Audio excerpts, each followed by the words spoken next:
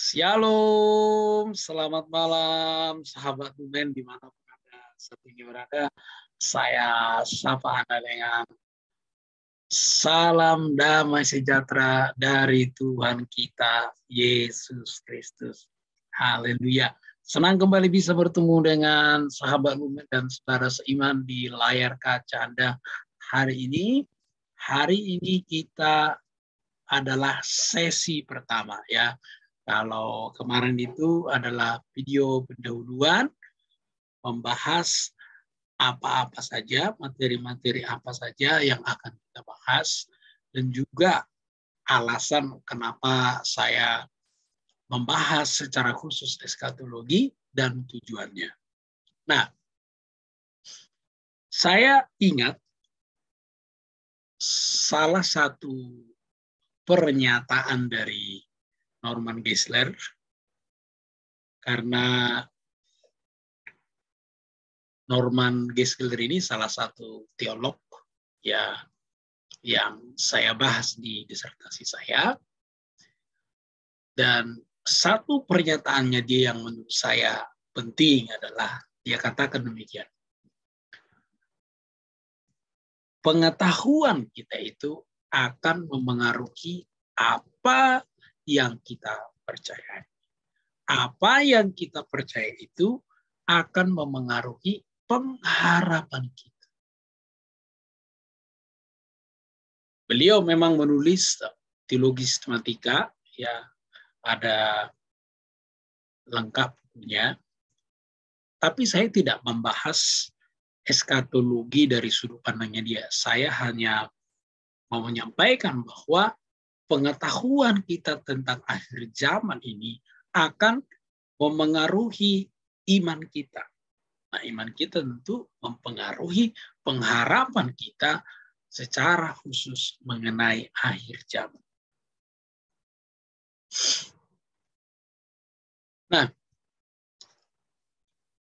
saya selalu mempertimbangkan kalau belajar itu ada baiknya kita belajar dari dua sisi. Dua sisi dalam arti bisa saja kita belajar dari yang pro atau yang mungkin tidak cocok dengan iman kita. Nah, ini sebagai pertimbangan. Nah, karena sekali lagi apapun teologi kita, misalnya saya tidak sebut aliran manapun, sekali lagi itu adalah salah satu cara yang dipakai untuk menjabarkan apa yang diajarkan oleh Alkitab yang mudah kita pahami atau tujuannya supaya lebih mudah kita pelajari. Nah, level mudahnya ini tentu tergantung daripada pemahaman kita, yang kedua tergantung daripada penyaji. Tapi tujuannya itu adalah mempermudah kita mempelajari isi Alkitab itu sendiri. Nah, di dalam Lumen Teologi series ini kita membahas secara khusus eskatologi atau mengenai akhir zaman. Ya, ini pembahasan yang sangat menarik ya. Ada beberapa sebenarnya yang mendorong saya, termasuk saya dengar sharing-sharing dari istri saya mengenai akhir zaman. Dia bilang ada Tuhan bicara lewat ini, Tuhan bicara lewat ini, Tuhan bicara lewat ini. Saya mengikuti apa yang dikatakan oleh kitab uji. Ya, kita uji terlebih dahulu. Kalau Anda ingat di Lumen Talk Show, kita membahas satu buatan beberapa series, dan memang karena kesibukan sehingga tidak tuntas. Nah, sekali lagi ada nanti beberapa materi yang saya sampaikan dari sana, tapi tidak khusus pembahas dari orang tertentu. Ya, tapi di sini saya membahas secara umum. Ya, misalnya kalau dalam video sebelumnya Anda melihat ada yang berani menyatakan yaitu tentang kapan Yesus datang, disebut tanggalnya gitu. Nah ini kan tidak ada di Alkitab. Nah, walaupun dia bilang suara Tuhan atau suara apapun, itu jelas dengan berani kita berkata diragukan, ditolak. Karena apa? Karena Alkitab tidak pernah berbicara tanggal. Nah, ini tentu menarik sekali kalau kita berbicara akhir zaman. Nah, sebelum kita memulai pembelajaran kita ini, mari kita sama-sama buka Alkitab kita. Saya sudah pindahkan, ya. Saya sudah pindahkan ke slide ini, ya. Ini yang menjadi dasar Alkitab. Ada dua yang saya ambil, ada dua ayat, ya. Nah, bukan berarti yang lain tidak, ya. Karena menurut saya yang dua ini cukup, ya, cukup untuk menyatakan tentang yaitu kepastian kedatangan Tuhan Yesus yang kedua kalinya. Nah, kalau kita bicara akhir zaman tentu kita berbicara Yesus datang kembali. Karena apa? Yesus jelas berkata, janganlah gelisah hatimu, percayalah kepada Allah, percayalah kepadaku. Di rumah Bapakku banyak tempat tinggal. Jika tidak demikian, tentu aku mengatakannya kepadamu. Sebab aku pergi ke situ menyediakan tempat bagimu. Dan apabila aku telah pergi ke situ dan telah menyediakan tempat bagimu, aku akan datang kembali membawa kamu ke tempat supaya di tempat di mana aku berada, kamu pun berada. Kemana aku pergi, kamu tahu jalan ke situ. Nah, ini adalah satu pernyataan bahwa Yesus pasti datang kembali. Jadi Yesus berkata, jangan gelisah. Karena apa?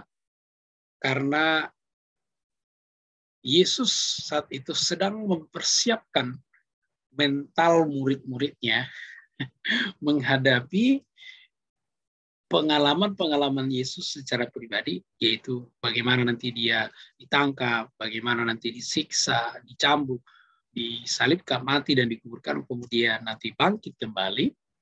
Yesus sedang mempersiapkan hati mereka. Walaupun saat itu murid-murid belum memahami sepenuhnya apa yang dikatakan. Tapi yang pasti Yesus berkata, percayalah kepada Allah. Percayalah kepada Allah. Ya, kita harus percaya kepada Allah. Allah di sini mengacu kepada Allah Bapa, ya tentunya. Kemudian percaya kepada Yesus Kristus sendiri. Nah, kalau kita membaca ayat ini sepintas, ya kita tahu bahwa kita ini sedang menanti Tuhan Yesus, dan Yesus menyiapkan tempatnya, kemudian Yesus akan datang kembali, dan kita akan dibawa oleh Yesus ke sana. Dan sejauh ini itu tidak ada masalah, dan yang pasti memang benar demikian. Kemudian saya pernah membaca satu pandangan, katanya Yesus sebenarnya bukan soal berbicara tempat, tapi dia berbicara bahwa dia sedang mempersembahkan dirinya, dan lewat pengorbanan dirinya itu kita mendapat tempat. Nah, saya saat itu berpikir, ya ini kurang tepat, ya, kurang tepat menurut saya pendapat itu. Dan yang penting sebenarnya di sini kita mau melihat ini dari sudut pandang pendekatannya pernikahan orang Yahudi, ya. Kalau Anda masih ingat di video saya sebelumnya, saya menceritakan memang orang Yahudi itu punya tahapan-tahapan. Tahapan terakhir itu adalah di mana laki-laki akan pergi ke rumah ayahnya, dia akan mempersiapkan tempat. Waktunya diberi 1 tahun, ya. Nah, selama 1 tahun ini si mempelai wanita maka dia harus menanti, ya. Dia harus menanti,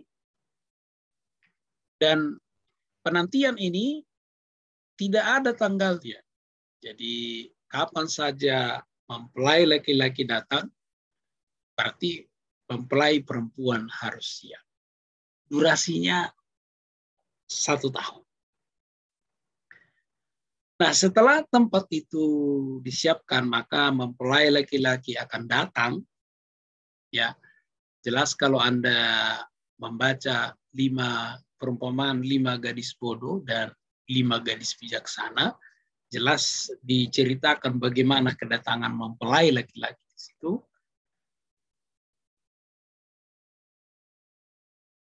Apa yang mau saya katakan di sini adalah bahwa Yesus pasti datang kembali, sama seperti mempelai yang dijelaskan dalam perumpamaan. Dia pasti akan datang kembali. Ya. Jadi dalam tradisi pernikahan Yahudi kuno, ya, si laki-laki tidak akan memberitahu kapan dia jemput, tapi yang pasti, ya, dia akan jemput dan menikah. Nah, itu sebabnya kita ada juga di dalam kitab Wahyu berbicara tentang pernikahan anak domba, perjamuan anak domba. Ya. Dan yang pasti kita sebagai gereja, ya, maka kita harus mempersiapkan diri. Seperti yang saya katakan tadi, mempelai wanita harus setia menanti. Tidak tahu, karena tidak diberitahu kapan tanggal. Nah, ini yang menjadi poin penting saya. Tolong dicatat baik-baik. Jangan sampai kita terlena, ya, terlena atau terlalu banyak fokus kepada kedatangan Yesus yang kedua kalinya secara global. Itu bagus, itu penting. Jauh lebih penting adalah ketika kedatangan Yesus itu menjemput kita secara pribadi. Nah, inilah yang harus diperhatikan dan yang harus dipertimbangkan supaya kita jangan terlalu terlena. Karena beberapa yang saya lihat, ya, bahkan yang saya dengar pembincangannya, terlalu sibuk melihat, wah, tanda-tanda akhir zaman ada nanti ini, sehingga lebih fokus melihat tanda-tanda itu, tapi tidak mempersiapkan diri. Ya. Sibuk nanti melihat siapa antikristusnya, siapa nanti yang menjadi angka 66 itu, ya kan? Kita akan bahas itu juga, angka 66 itu, ya, kita akan bahas juga siapa antikristus dalam pemikiran Yohanes, nanti kita akan bahas itu. Nah, sekali lagi kita perlu mempersiapkan diri, ya, kita perlu memperhatikan tanda-tanda akhir zaman itu, tapi jangan sampai lalai mempersiapkan diri kita sendiri. Nanti ketika kita dijemput secara pribadi, ternyata kita tidak siap. Nah, itu yang menjadi masalah.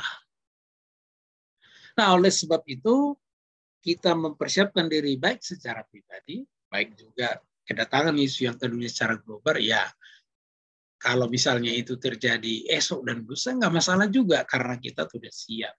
Ya. Yang pasti, gereja sebagai mempelai wanita, dia harus menanti. Dan tepat itu, seperti yang dikatakan Yesus, sebagai saat itu dia berbicara sebagai naturnya sebagai manusia, ya, yang membatasi kealahannya, dia menjawab mengenai hari kedatangan itu hanya Bapa yang tahu. Nah, jadi kalau Anda yang bilang Tuhan bicara kepada saya begini, tanggalnya begini, itu kita jamin salah. Karena apa? Yesus berbicara ini pasti ada konteks budayanya. Di dalam tradisi orang Yahudi tidak pernah laki-laki beritahu kapan dia datang. Dalam kurun waktu setahun itu. Maka demikian juga kedatangan Tuhan Yesus. Ya, jelas dikatakan tidak ada tanggalnya. Jadi kalau ada yang mengatakan ada, itu pasti salah. Kemudian yang kedua, ini peristiwa Yesus pengangkatannya, ya, pengangkatan Tuhan Yesus atau naik ke surga, ya. Dan saat 120 murid asik menatap Yesus ke langit, kemudian malaikat berkata kepada mereka, dan berkata kepada mereka, hai orang-orang Galilea, mengapa kamu berdiri melihat ke langit? Yesus ini yang terangkat ke surga meninggalkan kamu akan datang kembali dengan cara yang sama seperti yang kamu lihat dia naik ke surga. Yang pasti Yesus akan datang di awan-awan, seluruh mata di dunia akan melihat dia, dan itu waktunya sekejap. Mungkin Anda bertanya, emang mungkin? Bagi Tuhan tak ada yang mustahil, ya. Yang pasti kita akan melihat Yesus, seluruh umat di dunia akan melihat Yesus di awan-awan. Menjemput orang-orang yang dikasihinya. Jadi kedua ayat ini berbicara bahwa Yesus pasti datang kembali.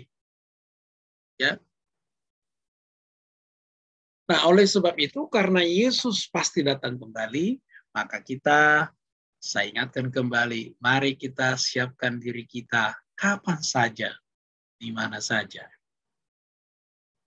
Jadi kita mempersiapkan diri seolah-olah Yesus akan datang segera. Ya. Yesus akan datang segera. Maka kita perlu berdoa dan berjaga-jaga. Karena Yesus tidak pernah beritahu kapan tanggalnya. Kedatangan Yesus tidak ada seorang pun yang tahu. Kalau ada yang tahu, kita jamin salah. Karena sudah kita lihat beberapa tahun sebelumnya banyak yang sebut tanggal. Dan semuanya salah. Yang pasti ada diawali dengan tanda-tanda. Ada banyak tanda-tandanya. Nanti kita akan melihat tanda-tanda kedatangan Tuhan Yesus. Nah, seperti yang saya katakan, kalau Anda teman atau sahabat Facebook saya, pasti pernah membahas, melihat tentang akhir zaman. Ya, tanda-tanda akhir zaman. Misalnya seperti kelaparan, kemudian perang, kemudian yang jahat semakin jahat, kemudian yang baik semakin baik. Kita bisa melihat tanda itu. Ada perang juga salah satunya tanda-tanda yang ada bencana-bencana. Nah, Yesus katakan kalau kita sudah melihat tanda-tanda itu, maka kita harus siap-siap. Karena apa? Kedatangan Tuhan Yesus seperti kedatangan pencuri, nggak ngasih tahu kapan-kapan ada pencuri. Nanti malam saya mau datang loh, saya mau rampok. Nggak ada. Tersembunyi. Ya. Dan kedatangan Yesus itu sekejap mata. Jadi kalau Anda baca kitab, sekejap mata sudah. Nah, jadi sahabat Lumen, kita sudah membahas di sini tentang konsep akhir zaman. Ya. Jadi konsep akhir zaman ini, kalau boleh saya simpulkan saat ini adalah, yaitu detik-detik kedatangan Tuhan Yesus yang kedua kalinya, yang tidak tahu waktunya. Oleh sebab itu kita selalu harus mempersiapkan diri. Yesus berkata, sebelum kedatangannya itu akan ada tanda-tanda. Maka tanda-tanda ini perlu kita perhatikan. Jadi kalau kita berbicara konsep akhir zaman, berarti hal-hal yang terjadi sebelum kedatangan Tuhan Yesus yang kedua kalinya. Nah, bagaimana menurut sahabat Lumen atau saudara-saudara seiman mengenai konsep akhir zaman yang menurut saya sangat sederhana, mudah dipahami. Nah, kalau misalnya ada pertanyaan, kalau misalnya ada saran, silakan ketik di kolom komentar di bawah ini ya. Atau misalnya kalau sahabat Lumen mau ada masukan atau tanggapan, silakan. Tanggapan-tanggapan yang positif, biar kita makin semangat ya. Nah, atau misalnya Atau misalnya Anda mau, wah saya mau lebih dalam atau lebih mendetail, boleh. Nah ini memang saya coba memberikan konsep, ya, konsep saya dan konsep yang saya pahami bisa saja berbeda, tapi kalau kita mau berdiskusi boleh, ya. Jadi kalau kita berbicara konsep wahyu zaman, ini tentu dipengaruhi oleh cara pandang kita terhadap kitab wahyu. Nah, cara pandang kita ini terhadap kitab wahyu ini akan mempengaruhi juga konsep akhir zaman kita. Misalnya saya tidak sebut di mana ada orang-orang tertentu yang mereka menanti, yaitu seperti pemasangan chip 66, ya. Kalau itu nanti dipasang berarti sudah ada antikrisnya. Siapa antikrisnya? Kemudian dikait-kaitkan dengan film, ya. Film. Saya kemarin ada sempat lihat film juga, ya. Itu tentang film teknologi sebenarnya, di mana manusia itu didigitalisasi, ya. Cuman pertanyaannya, apakah teknologi seperti itu masih relevan? Ya tentu kalau pandangan zaman itu bisa saja relevan, tapi untuk sekarang ini kayaknya tidak. Karena apa? Teknologi sudah jauh lebih canggih daripada itu, ya. Jadi teknologi sekarang kan bukan teknologi tanam. Tidak selalu teknologi tanam, karena sekarang ini malah lebih mengacu kepada aplikasi, ya. Jadi kalau kita bicara konsep akhir zaman, memang sangat berpengaruh kepada cara pandang kita terhadap kitab wahyu. Nanti kita juga membahas beberapa dari kitab wahyu, ya. Nah, kalau kita berbicara akhir zaman, tentu seperti yang saya katakan tadi, ada yang personal, kemudian ada global. Global, personal maksudnya kedatangan Yesus secara pribadi menjemput kita, secara global kedatangan Yesus menjemput gerejanya, di mana Yesus datang di awan-awan, dan kita semua orang-orang yang percaya, maka kita dijemput Yesus dan kita dibawa ke tempat di mana Yesus berada. Nah, itu konsep kita. Kalau misalnya sekali lagi, ada tanggapan, silakan tinggalkan komentar yang positif.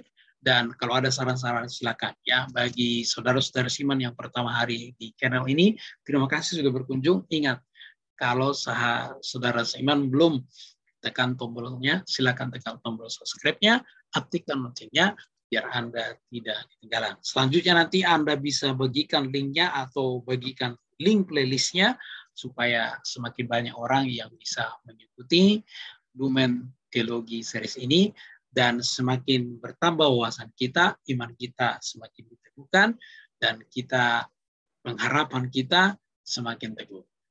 Shalom, Tuhan Yesus memberkati. Sampai ketemu di Lumen Teologi series berikutnya. Tuhan Yesus memberkati.